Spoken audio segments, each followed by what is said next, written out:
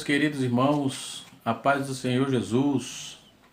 Quero louvar a Deus pela vida de todos vocês, pela vida dos nossos irmãos que são inscritos no canal Rascunho DBD e por aqueles que eventualmente eles visualizam e às vezes nem se inscreve. Mas se você gostar do vídeo, das aulas, você pode se inscrever, deixa o seu like, deixe o seu like e pode compartilhar nas suas redes sociais.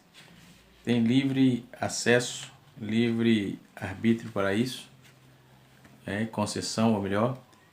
E Deus abençoe sua vida em nome de Jesus. Estamos agora na lição de número 12, lição dos jovens. E o tema da lição desse domingo, dia 21, é as cidades de refúgio, não é?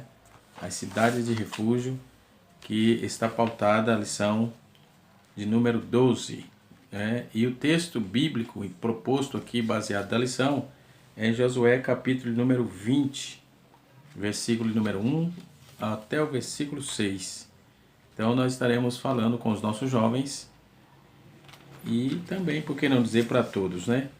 Quero bendizer a Deus pela vida de todos os irmãos, quero louvar a Deus por aqueles que parabenizaram-nos no dia 14, né? No segundo domingo passado, foi pelo dia do pastor. E também fizemos homenagem ou postamos alguma coisa relacionada ao dia do pastor a todos os pastores do Brasil. Eu já tinha falado isso no vídeo anterior, precisamente no dia 7. E que Deus abençoe a todos os pastores. Muito obrigado aos irmãos que lembraram de nós, da gente. E, na verdade, ser pastor é um ofício antigo, estafante, mas quando Deus chama, Ele garante.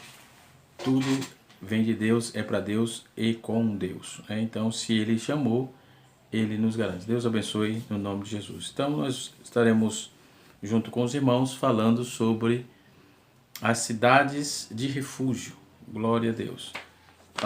Conforme eu disse aos irmãos, a nossa leitura bíblica em classe, ou a leitura bíblica aqui, o texto está proposto em Josué capítulo 20, verso de número 1 até o versículo de número 6. Mas temos aí uma vertente muito grande de textos, onde podemos aprender bastante sobre essa questão e essa terminologia, cidades, não é? Cidades, ela vai aparecer no primeiro momento 1100 vezes no Antigo Testamento. A primeira referência que temos sobre cidade, nós vamos encontrar aí a cidade que fala sobre como Caim edificou, não é? E vai falar dessa cidade no capítulo 4, verso 17 de Gênesis. Então é a primeira menção na Bíblia que vamos encontrar. Depois nós vamos para Gênesis capítulo 10, versículo 10, Gênesis capítulo 10 e 12 e 19.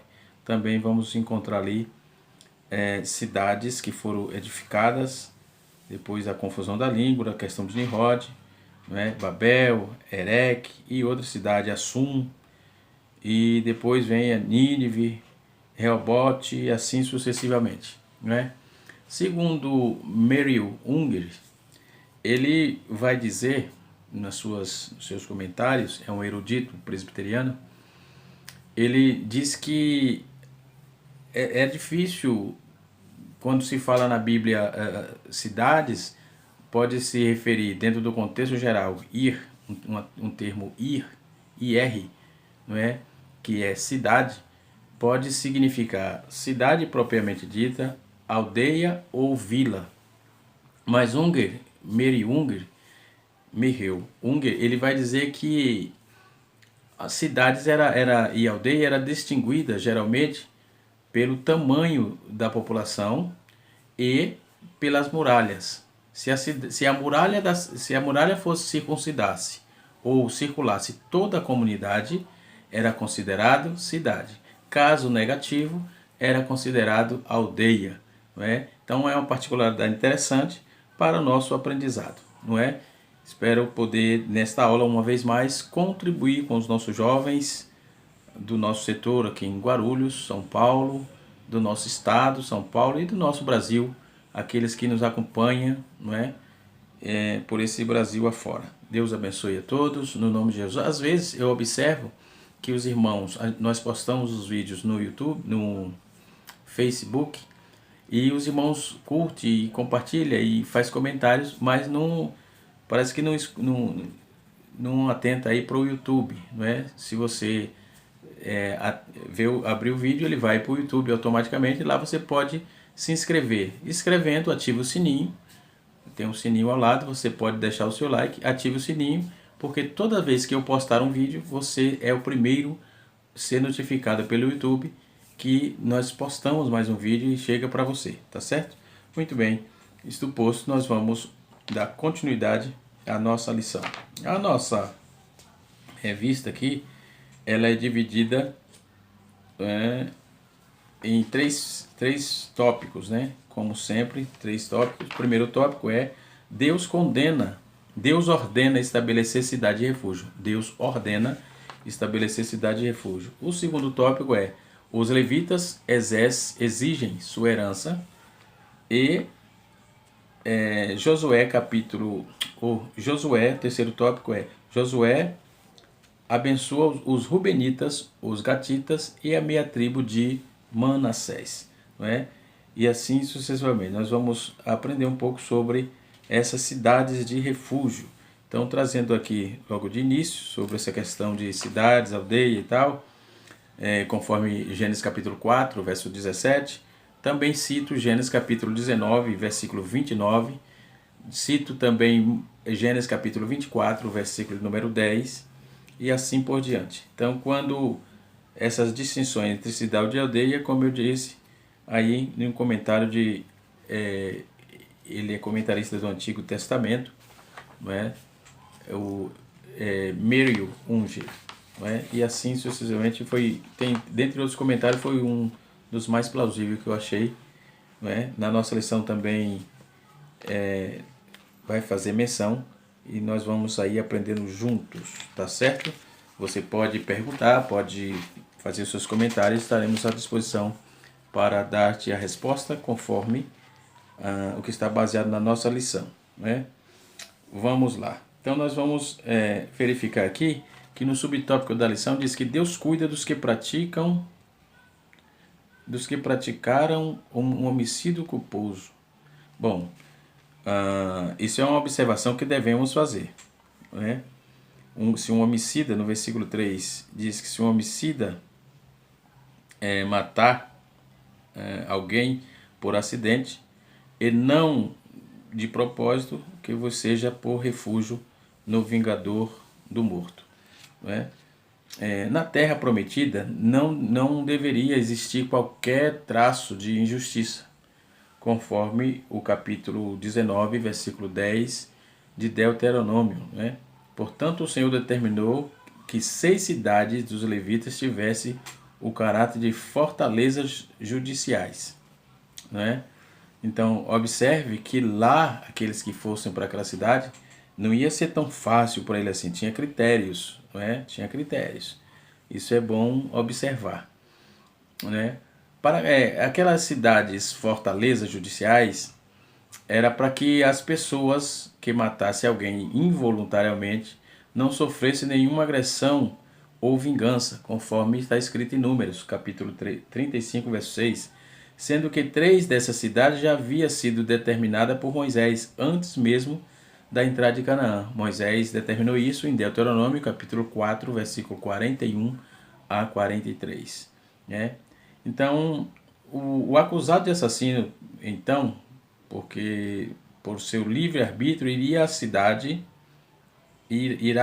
de refúgio, ou seja, lugar de salvação, o mais rápido possível, antes que o vingador de sangue lhe alcançasse.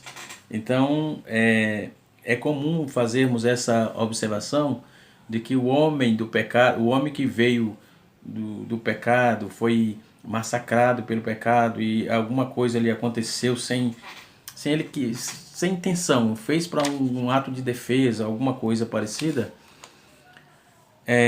Deus permitiria que lhe desse perdão, não é? Deus permitiria. Com Jesus também é a mesma coisa, entendeu? Todos que pecaram vêm a Jesus, ele perdoa os vossos pecados, né? Você fica observando, não, mas como pode? O cara fez isso, fez aquilo. Observe bem o que aconteceu e por que aconteceu, os objetivos, as motivações que o levou a cair nesse laço, nessa dificuldade, né, de ter que assassinar alguém, né? Era complicado. Então, havendo a disponibilidade de uma defesa prévia, seria submetido a um júri popular. Caso fosse absolvido, o agressor moraria na cidade de refúgio até a morte, né? Até a morte do sacerdote. Ele só se livraria, conforme o comentarista, eu li que ele só se livraria depois da morte do sacerdote, né?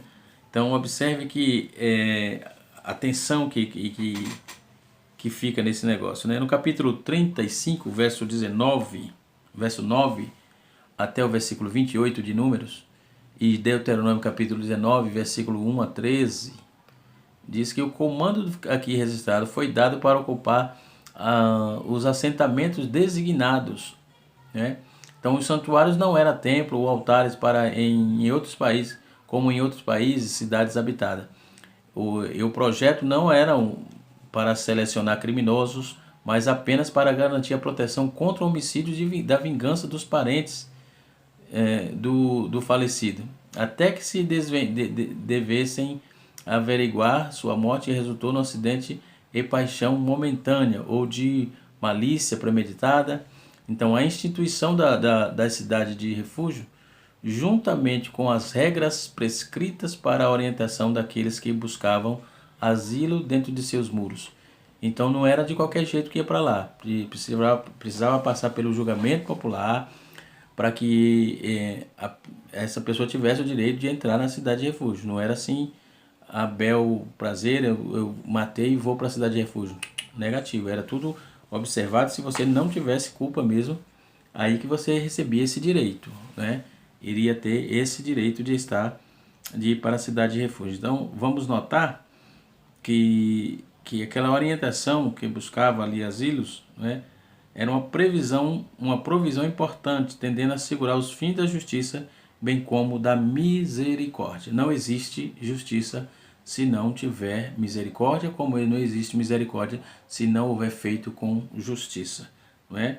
Então, no versículo 4 diz, se o refugiado, o que se refugiar, em algumas cidades se apacentará à porta da cidade e dirá suas causas, ouvindo os anciões daquela cidade, e eles lhe receberão consigo dentro da cidade e lhe darão lugar que habite com eles.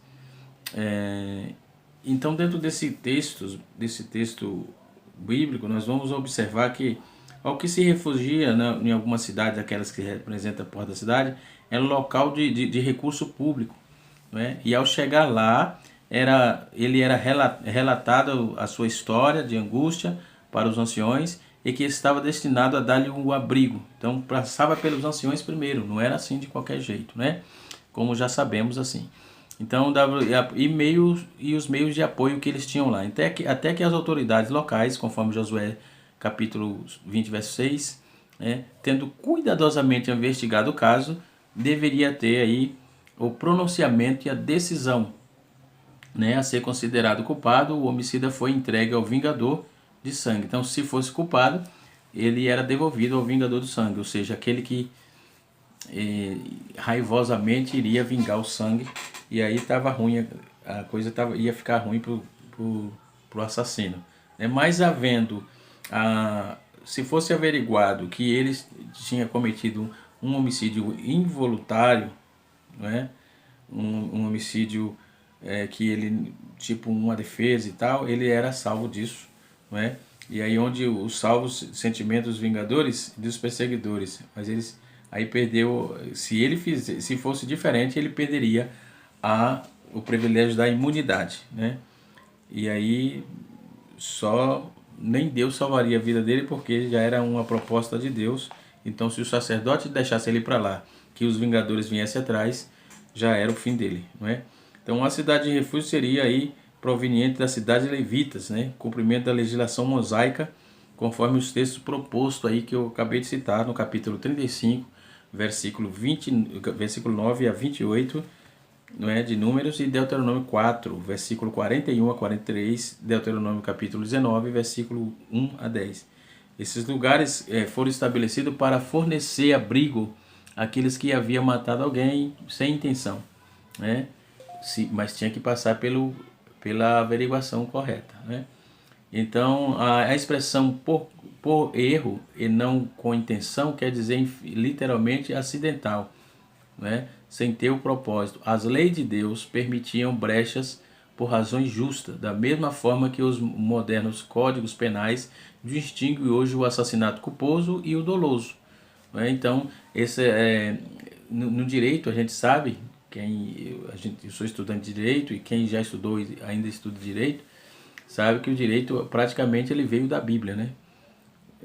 E assim sucessivamente. Veio da Bíblia Código de Hammurabi, é muito citado, os irmãos que estudam, quem não estudou, fica com essa informação. Estuda bastante Código de Hammurabi, porque são conceitos que é aplicado, era e é até hoje, não é? Então, a palavra que traduzida como vingador era Goel, né, no hebraico. Ou seja, o vingador de sangue é traduzido como remidor ou resgatador, que está escrito em Ruth capítulo 3, versículo 13 e Ruth capítulo 4, verso 1. Então, o significado base da palavra é protetor dos direitos da família, não é? Protetor do direito da família, conforme Número 35 cita as exigências e as limitações do vingador de sangue, mas não dá permissão para a vingança. Deus claramente reservou essa tarefa para si mesmo. A vingança pertence a Deus. Bendito seja o Cordeiro. Então, Deuteronômio capítulo 32, versículo 35, como também Isaías capítulo número 34, verso 8, e Romanos capítulo 12, versículo 19. Então, a provisão divina das cidades de refúgio impunha limites às ações pessoais de vingança, né? Nós vamos observar que a cidade de refúgio era distribuída de forma que ninguém demorasse mais de um dia de viagem até elas, né? De qualquer parte da terra de Israel, Golã, Ramote, Ebezer, ficava do lado do Jordão. Quedes, Siquém e Kiriat Arba, que é Hebron, localizados ao lado oeste. Então, essas 6 cidades foi destinada como cidade de refúgio. 3 tinha sido destinado por Moisés anteriormente. E agora, no período de Josué destina mais 3 cidades. E apesar da sua importância no Pentateuco, a cidade de refúgio como tal não era mais, depois daquele período, não foi mais mencionado na Bíblia. Nós vamos encontrar isso, não vamos encontrar mais ela fazendo referência. Então nós sempre aludimos isso como que Jesus é um tipo de Jesus que o homem pecador encontra refúgio e perdão para os seus pecados, né? Já que Jesus veio, então não existe mais a cidade de refúgio. Glória a Jesus. Então você que está me ouvindo, que ainda não é crente, você pode se refugiar em Jesus. Uma vez perdoado, confessou, não peque mais e a bênção de Deus estará sobre a sua vida, o perdão, a libertação dos seus pecados e a liberdade de exaltar a Deus e de render-lhe louvores, né? Bendito seja o Cordeiro de Deus. Então, na nossa revista aqui, nós vamos ver que o significado espiritual da cidade de refúgio. Nessa cidade de refúgio, a vida do agressor não era protegida necessariamente por um forte esquema de segurança com soldados e armas, não, mas contudo pelo próprio Deus. Então já falamos sobre essa proposta de Deus, essa segurança. Então, o perigo de sair da cidade de refúgio. A vida do acusado de cometer homicídio culposo seria tranquila na cidade de refúgio, desde que ele nunca deixasse, porque até a morte da cidade ele tinha que ficar lá, né? Então, dentro desse contexto, nós vamos observar que, entretanto, se de alguma maneira o homicida deixasse os limites da cidade de refúgio, onde se tinha acolhido o vingador do sangue, o achasse fora dos limites da cidade de refúgio, e o matasse, não seria culpado do sangue. Se o vingador te achasse fora da cidade de refúgio e te exterminasse, não tinha culpa não, conforme Números 35, versos 26 e 27. Então observa que ninguém seria sequestrado dentro da cidade de refúgio, os que se assemelha à promessa de Jesus, que suas ovelhas não seriam arrebatadas de sua mão, não é? Então chegou na mão de Jesus, ou naquele tempo chegava na cidade de refúgio, não saía mais dali, porque ele estava protegido. Consequentemente, ninguém conseguia entrar lá para te sequestrar e te dar fim. Não. Então é melhor, irmão, aquele que está me ouvindo, se porventura teve alguma dificuldade e ainda não aceitou a Cristo, venha, deixa Deus colocar as mãos sobre a sua vida, e logo que Ele colocar as mãos na sua vida, você verá que haverá uma mudança significativa e também simultânea praticamente. E aí a bênção de Deus estará sobre a sua vida, a bênção do perdão, da graça, da misericórdia, e Ele te cobrirá de bênção. Glória a Deus, né? João capítulo 10, verso 18, nós vamos ver que o discípulo ele vai fazer trabalhar dentro dessa proposta aqui, não é? O segundo tópico da nossa lição diz assim: os levitas exigem a sua herança. A demora de conceder a herança dos levitas. Deus falou para Josué que fossem separados as cidades de refúgio, não é? Isso nós já sabemos. No que foi obedecido, o Senhor estava lembrando indiretamente a necessidade de fazer oferta aos levitas, né? Pois as cidades de refúgio deveria estar entre a herança deles, mas nada foi feito nesse sentido. Infelizmente, a liderança somente deu as cidades aos levitas depois que eles se reivindicaram. Então Deus já havia dito: dê para os levitas a parte deles. E o Josué e os levitas que estavam ali na frente esqueceram disso e precisou o levita ir cobrar. Então Josué capítulo 1, versículo 22, versículo 2 e 3 vai nos falar sobre isso, né? Então nós vamos encontrar aqui, por exemplo, o que aconteceu em Israel quando no seio da igreja, o que aconteceu em Israel acontece no seio da igreja. Por isso deve-se ter todo cuidado para que não fiquemos seduzidos pelos bens, com os bens recebidos, e desprezemos o princípio divino. Mas bem-aventurada coisa é dar do que receber. Então, são ensinamentos que a cidade de refúgio nos traz, que realmente nos deixa muito confortável para servir a Deus, né? Muito confortável para servir ao Senhor, sabendo que dele vem a nossa vitória, né? Então, o estabelecimento da cidade de refúgio, todas as 6 cidades aqui, provavelmente era considerada sagrada, né? Era considerada uma sagrada oblação, ou seja, teruma, como está escrito em Josué ou Ezequiel, capítulo 45, né? Deus havia feito uso de seus levitas, portanto, a propriedade divina, onde os homicidas podia ser colocado sob a proteção da graça divina, não é? As cidades de refúgio foram estabelecidas para a proteção do antigo direito de verdeta, ou seja, vingança de sangue, né? Contra homicidas que tivesse morto uma pessoa acidentalmente, sem premeditação, chegando ao mais próximo do asilo. Então, o homicida preservava o seu caso ao portão da cidade, o antigo tribunal, né? Mais tarde era levado para enfrentar o julgamento diante da congregação da comunidade do povo, mas a próxima cena de crime, né? Se fosse inocentado, voltava à cidade de refúgio, ficando livre aí para voltar a casa quando morresse o sumo sacerdote, né? Não podia sair de lá sem essa, tinha que morrer primeiro o sumo sacerdote. Então, essa morte ficava na mudança, essa morte significava a mudança de administração sacerdotal. Aí agia como a nossa lei, a nossa lei das limitações, né? Então nós vamos poder observar isso nos versículos de número 24 a 33 de Josué, do capítulo 20, versículo 24 a 33. Nós vamos ver todas essas demandas, né?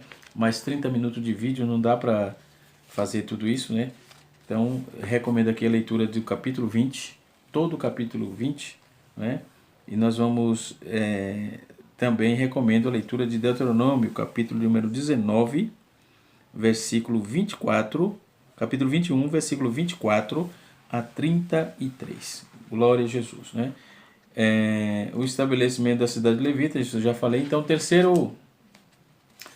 terceiro parágrafo da nossa lição vai nos dizer assim: Josué abençoa os rubenitas, os gatitas e a meia tribo. Os rubenitas era da tribo de Rubens, o gatita da tribo de Gad, e os da tribo de Manassés. 2,5 tribos, uma vez concluída a tarefa da distribuição das terras.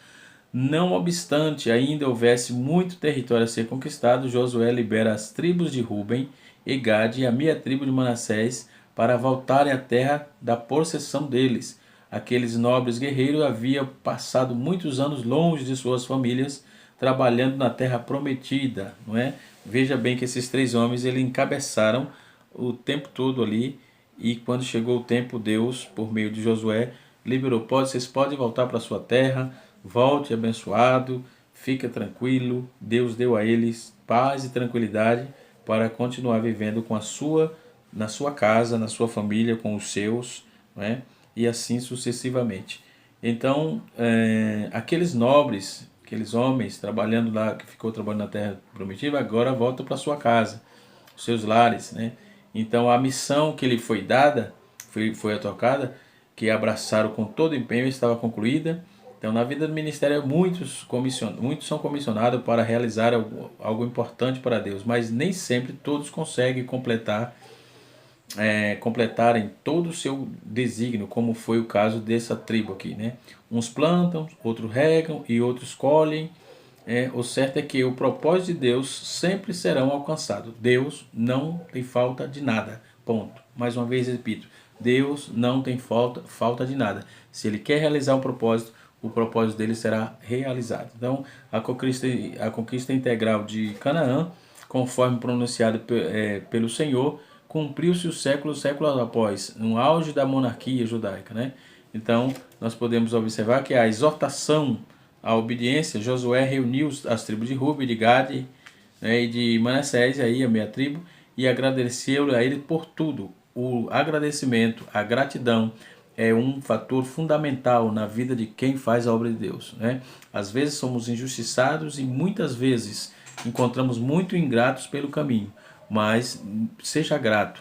Eu tenho que ser grato.